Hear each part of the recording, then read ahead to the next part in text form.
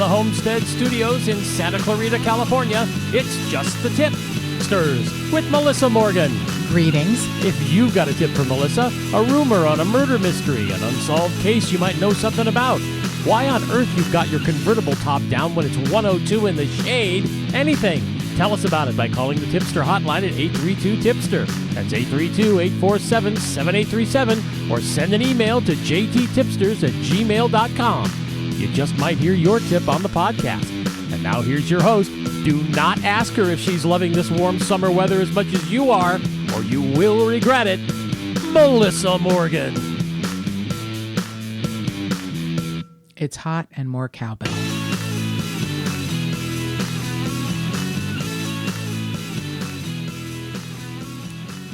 Why, yes, Producer Mark, I love the summer, as you know. Liar. Yeah. I love it if I can look at it from the out of doors. From the in of doors.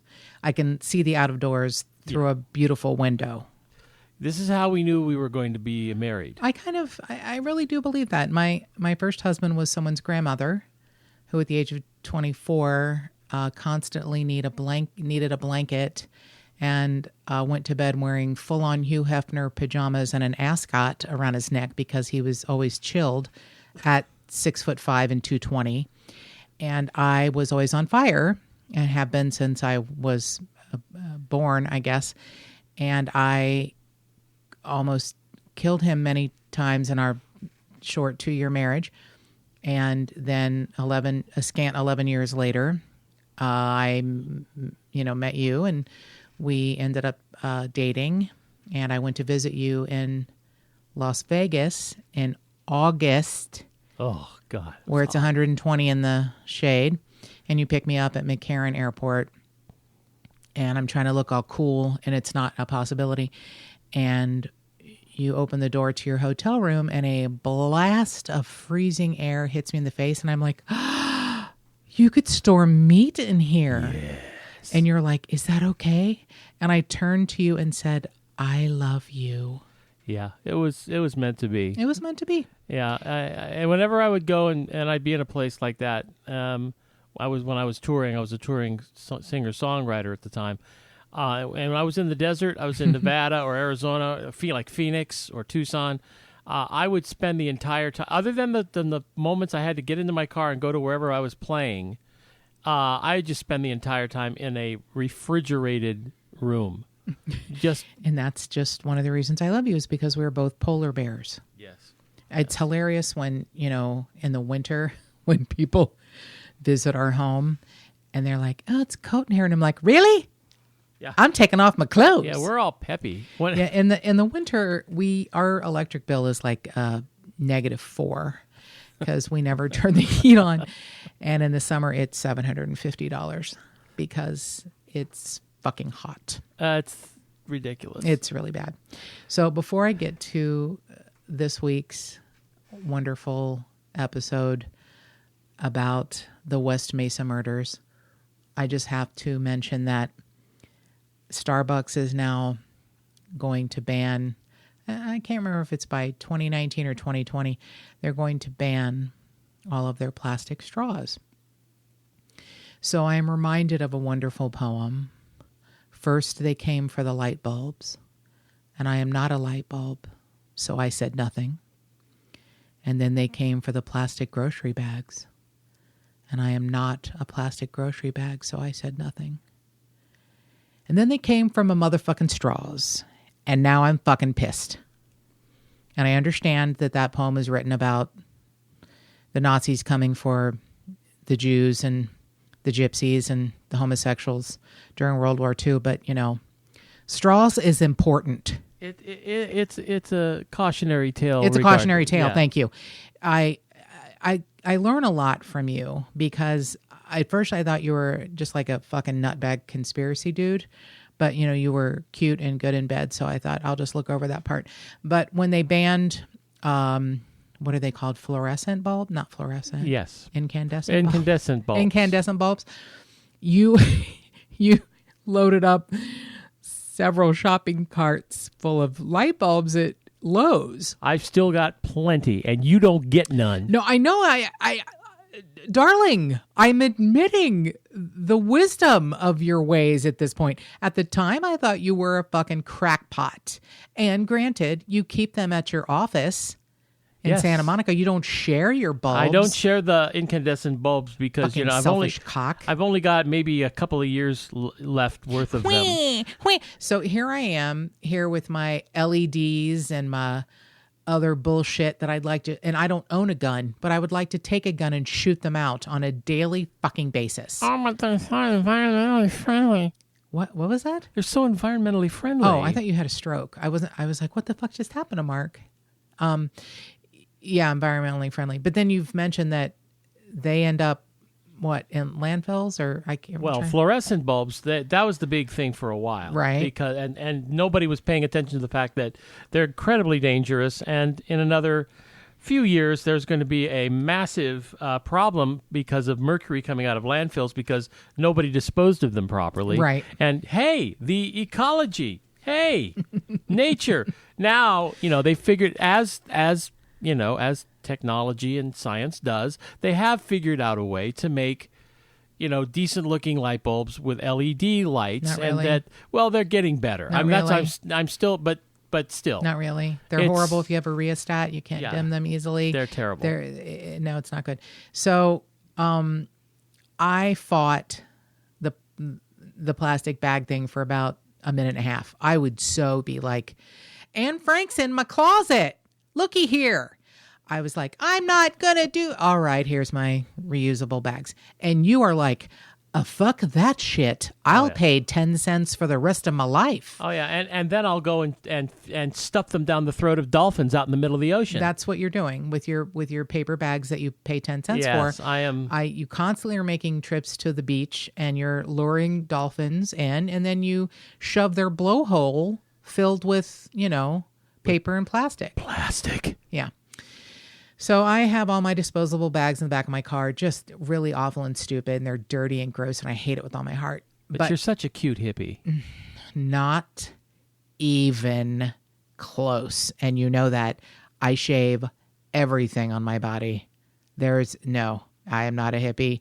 Hate the smell of patchouli. I like deodorant. I look awful in tie-dye. No, not ever a hippie. So I'm now pissed at the straw thing. I mean, Starbucks is going to have sippy cup lids, like your, two. Oh no, you've got to be kidding. No, I am not kidding. I thought maybe they just use paper straws or something. They're going. Here's the choices you get: paper straws, which if you've used them are abysmal and dissolve quickly if you have a cold drink, and I can't even imagine what they do with a hot drink. Some people use a straw for a hot drink. I found that out by watching cute little Asian girls who would take one of their beloved green plastic straws and shove them into the little sippy hole in their hot drinks, and it would keep it hot longer, and you could sip it slowly and not burn. It's just a lovely way to do things. I love me a straw with all my fucking heart. So they're going to have paper straws, which are horrible, or compostable straws. So I'm guessing those are made out of the compost heaps from people who have tiny houses and shit in a bucket. Mm-hmm. So you'll get shit bucket straws or sippy cup lid. It's a lid with a little lip that goes up with a little hole. It's like a fucking sippy cup. Oh, mama, let me tell you something. Daddy's going to be walking into Starbucks with a box of plastic straws, offering them to customers for free. That's you. And I'm going to carry them in a dead dolphin case. Oh, that's beautiful. That's my man right there. That's my man. What I would suggest is don't have a handle on your dead dolphin case. Just carry it by the eye sockets. Just put a finger in each eye socket and the blowhole. Hold it like a bowling ball. Oh yeah, hold it like a bowling ball. Maybe I'll get a little sound effect so it squeals when I do that too. I like that.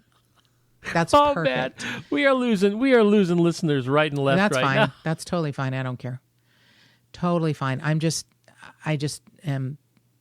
And here's another thing. I have been having intermittent nosebleeds, And the protocol for nosebleeds is Afrin, which is a vasoconstrictor, and a tampon, which is a lot of fun. And I just tried to take a drink of my Mountain Dew Kickstart with a tampon hanging out my nose because I had a nosebleed earlier. And I got it in my drink.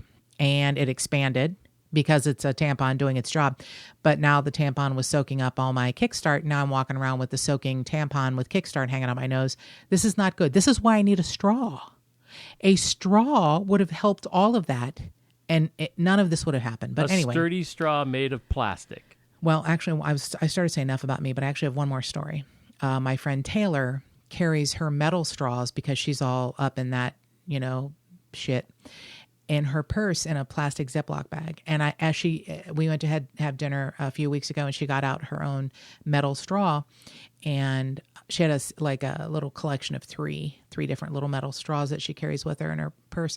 And I thought to myself, I don't know how often you clean those, but I hope that keeping your dirty metal straws in a Ziploc bag in your purse one day nets you like some roaches and a rat just hanging out at your purse. Like, Taylor left some food in here for us. That's what I hope happens. Now, you don't mean that. Kind you of. Would not wish that on Taylor.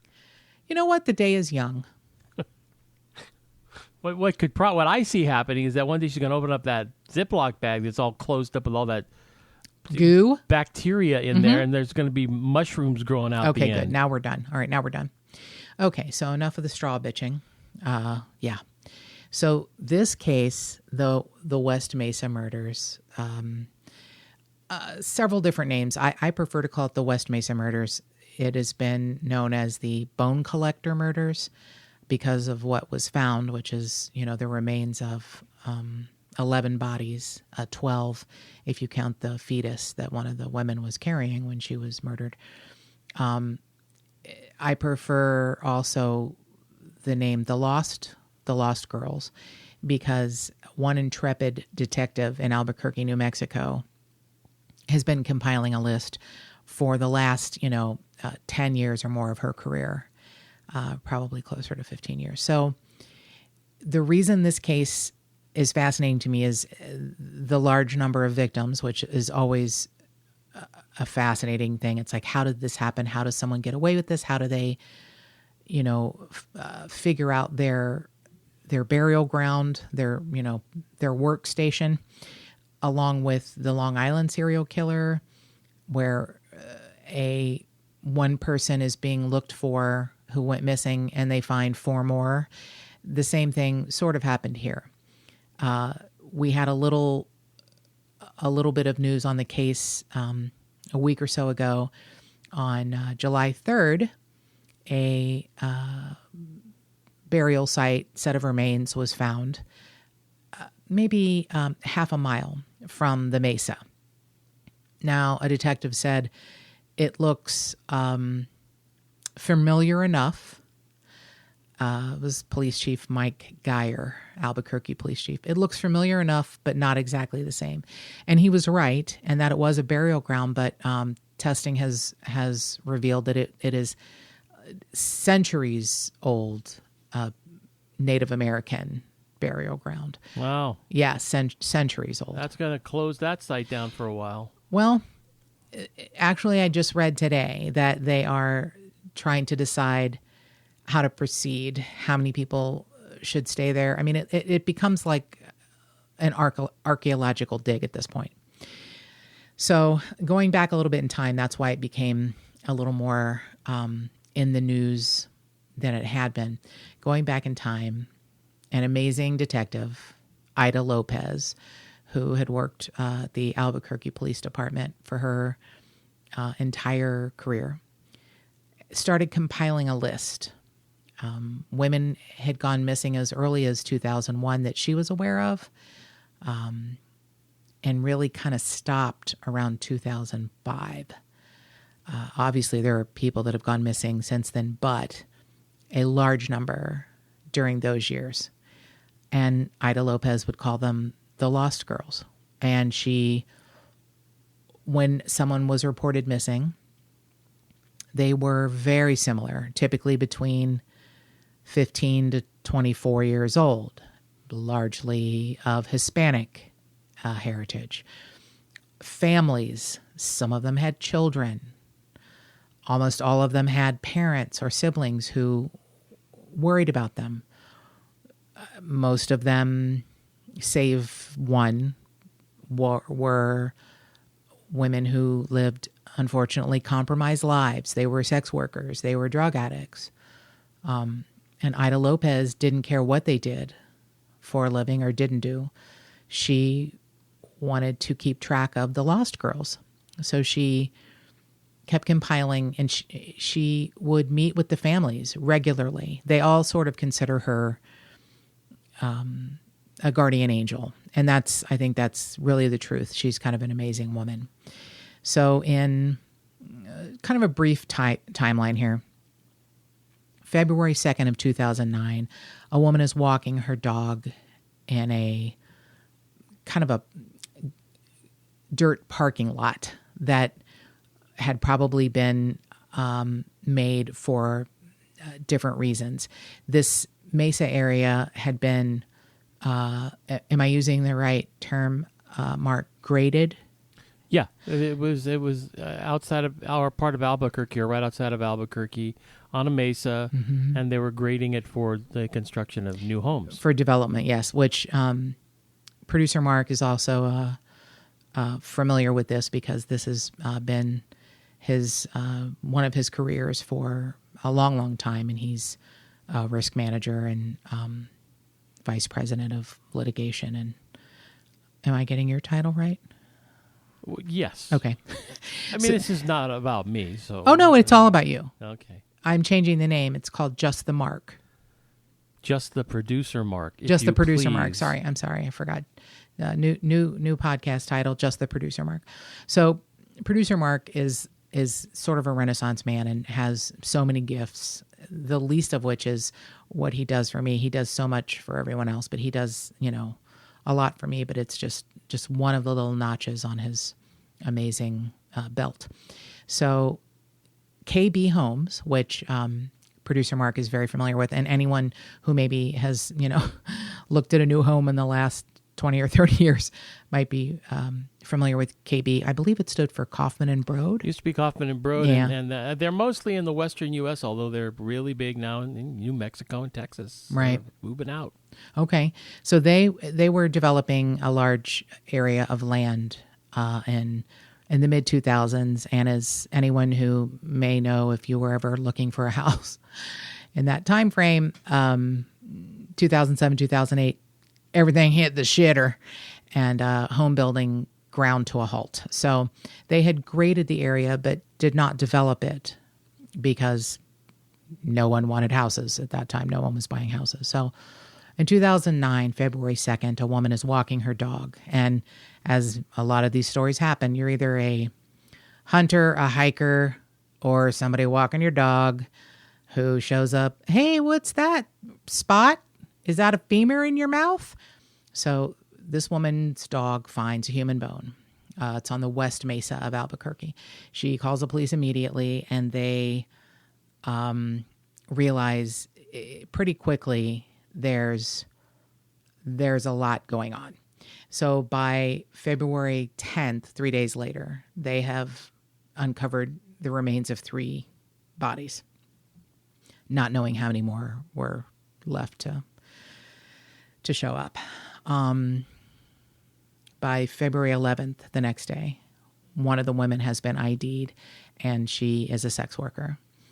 On the 12th, the police say it's probably just one person who did this. They're all sort of lined up in a very odd sequential manner. On the 15th, there's more bodies found. On the 18th of February, a skeleton is put together completely, and there are now 6 victims. By the 24th of February, it's discovered that one of the women was pregnant, and there are the remains of a fetus. By March, the theories are it's a gang, it's a pimp. We need to go and look through all the felons, and it's, that's a big task. But they also release on that date they probably don't give Detective Lopez credit, but that they had been tracking missing women. So they say.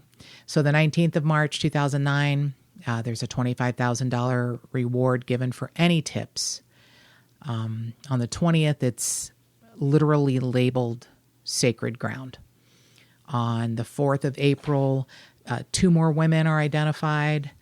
There are family members who are coming forward saying, I loved my daughter. I loved my sister. She was on drugs and it ruined her life. She was brilliant and a wonderful mother, a wonderful sister, and she lived a compromised lifestyle. And she always knew she could come home, she could come back to me, but she didn't want to. So the suspect list starts to narrow by July of 2009. At one point, there were apparently, 50 people on the list, and they really, really narrowed it down.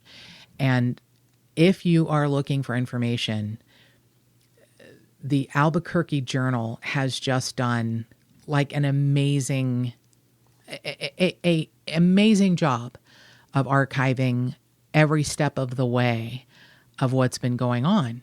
It's really, it's beautifully done. Every article, and they keep up all of the time. They've been, really nonstop keeping up on the case. They won't let it go. They don't need an anniversary date for them to bring it up again, ask for help, reveal what they have, draw an amazing timeline that shows you, what has happened. It's really pretty spectacular. So it's literally called one of the largest crime scenes in New Mexico's history. It's really, really a large crime scene. It's this whole mesa, it's a bit overwhelming. So by January of 2010, about a year later, it literally takes about a year to identify the last body. They finally identify the last victim. And it's, like I said, save for one of the youngest victim, the 15-year-old, the rest of them unfortunately had, prior arrests. And the lovely 15-year-old victim was with her cousin, who was 21. The last time they were seen, they were walking toward a park together, and her cousin was unfortunately a sex worker. And she loved her cousin. They were very close. They were like sisters. But she was a beautiful, innocent 15-year-old girl. So this case is really fascinating, not just because of the bizarreness of how this killer laid his victims, I don't want to say to rest, because there's no rest when you've been killed in God knows what awful way. But the linear fashion, the way they were laid out, heads in one direction, feet in the other. So it was really like planned. It was really done in a specific way. Yeah. Jeez. It's really very bizarre. And I don't know that this is the case that has changed the way construction workers and those who operate earth-moving machines work. But I know, Mark, you can probably attest that the construction workers here in West Mesa have been schooled on what to look for if they come upon remains. They stop immediately. They call the police immediately. They don't touch anything else. I know 6 or 8 months ago, you and I were on the phone, and you were like, "Oh, I have to go." One of the crews working on doing some concrete work at a strip mall with a dry cleaner came across a big, huge pile of bones, and I'm like, "Oh, hell yes!" She was going to drive down and see for herself. I think. Yeah. I was like, "Oh my God, it's just a whole bunch of, oh my God." Yeah, it was what, cow? Yeah, cow bones. Bovine bone. Bovine bone. So that happens a lot. on the small number of searches I've been on looking for someone who's missing, I do not know if at one point there were just the earth was filled with goats or what. But I found more mother effing goat bones than I would think goats would be ever alive. And I know we've discussed this in the past, but animal bones look vastly different than human bones. If you don't have potentially other parts that allow you to understand that it is maybe a human or part of a human or a whole human, you could easily overlook a femur because they are brown. Human bones, I don't know if it's because of our soft tissue that disintegrates and stains and colors the bones, but I can tell you animal bones bleach out very white. They look like what you see on every CSI television show. But human bones, you could very easily think it's like a stick with a weird, knob on the end, not a joint. You would think, oh, it's a weird stick. It's very fascinating to me how human bones look so different. But I found so many goddamn goat bones. I could put together like a whole herd of goat museum bones in our backyard, but I don't. So it does happen, especially when you're doing, grading and construction, you'll find bones. But these workers that are working in West Mesa have been highly trained to, stop, drop, and roll. It's like don't move anything else. Do not touch anything else. So on Tuesday, July 3rd, the earth moving company had excavated about a foot down when they found the bones. So that's not very far. And they immediately stopped. And I don't know what came of the West Mesa, how it took, a month and a half to find the 11 women and one fetus. But it took a month and a half. And I think they probably have to go out with tiny brushes and just, it's kind of amazing. And, I have such admiration for people who go on archaeological digs, in Egypt or something. You just never really think about it in the United States. But, the native, these bones now found, these Native American bones in the same place that a monster, buried 11, adult victims and one fetus that he may not have known was there. And it took, better part of a year to figure out who these people were. It's amazing to me. It's painstaking work. And you're right. You have to use little toothbrushes to clean the bones as they're finding them. And right. It's intense. So one of the more interesting parts of this case, which we will go into in the next episode where we can take some more time, are the suspects. Like I said, they had at one point had around 50 and it eliminated some of them. Some of the women that were on Ida Lopez's list actually were found alive. They had moved. So that list was narrowed down. And this case, I think, has stayed with her because she has made such strong bonds with the family members that are surviving that even after she retired, I don't think she stayed retired for long because she is back on the case as a consultant. So she's not really retired. She's back. She may have taken a year off, but it had become basically a cold case.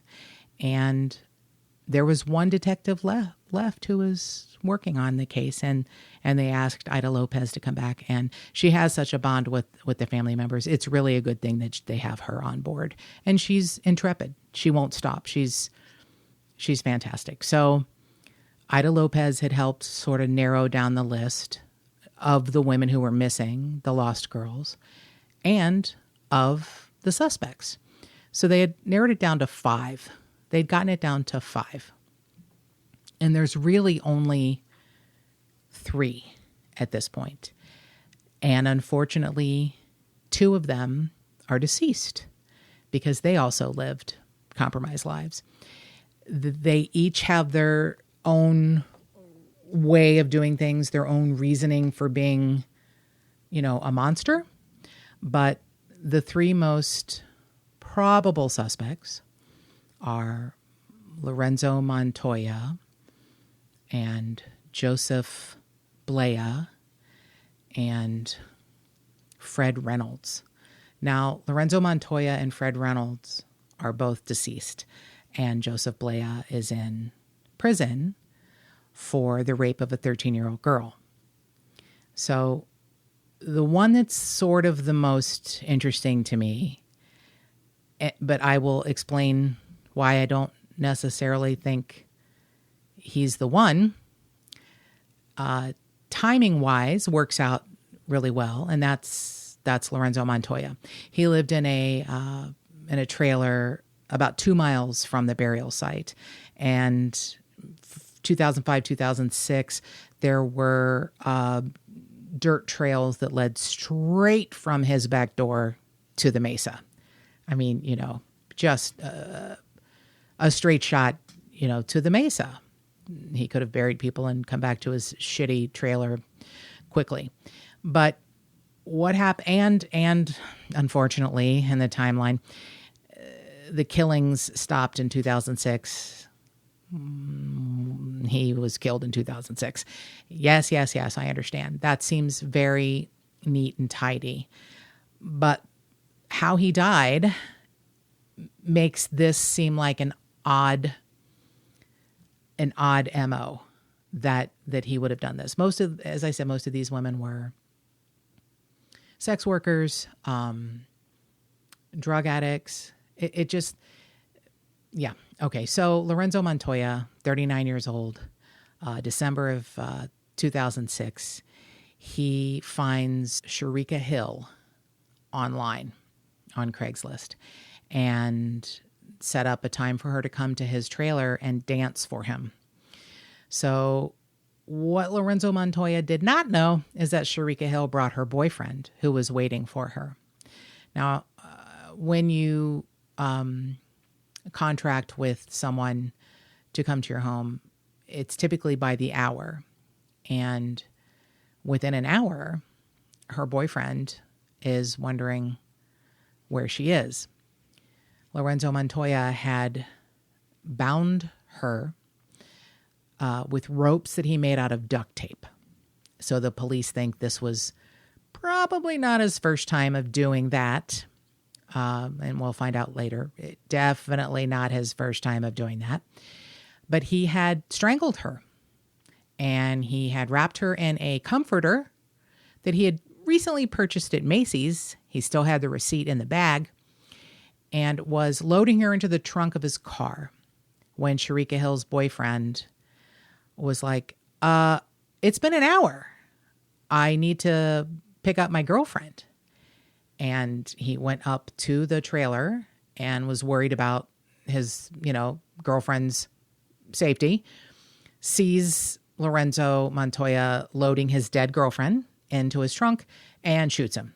And he dies right in the front pathway of his shitty trailer, which I only wish that, Sharika Hill's boyfriend had just shot him up the shitter. That would have, if he just blown his asshole out, I'd have been very happy. So I assume boyfriend got arrested and got in some amount of trouble. I don't know. And, I'll try and find that out by the next one, but I don't really care. I would say hopefully he got off easily for, I would call it self-defense. So after he's gone, the killings stop. However, none of the other girls had been contacted via the internet. And that was definitely available then. None of the other girls, they were mostly on the street, had been picked up on the street. I don't mean they were living on the street, but maybe some of them were. But he had been on the West Mesa police radar for a long time. In 1998, he picked up an undercover officer that was disguised as a sex worker. And he attempted to, well, he was arrested for that, but then it didn't really hinder him at all. It seemed to make him amp it up. So in 1999, he picks up a sex worker, took her to a remote desert road, sexually assaults her, and the police interrupt him just as he's strangling her. And he's arrested again. The sex worker said that he seemed to really enjoy strangling her, and she was really convinced that she wasn't going to live, that he was going to kill her. She also didn't want to testify, so the case ends up being dismissed, and he's free to terrorize more women. Oh, my God. Yeah.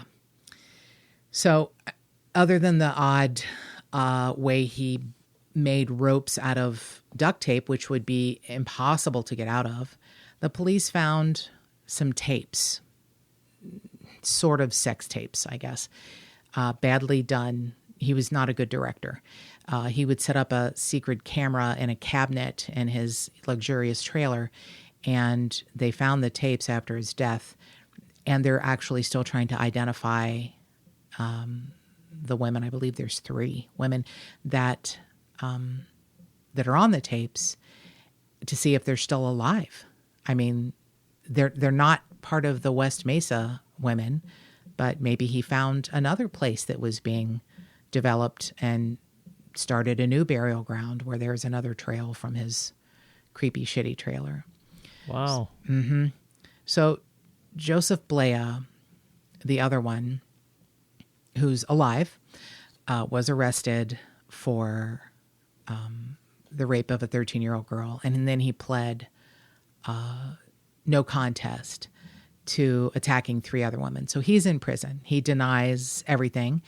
There is no evidence that he has ever killed anyone. There's no evidence that he's killed anyone at all. He's called the mid-school rapist. He would break into homes in the 80s and, rape young girls that are 13 to 15. So he had a young girl fixation.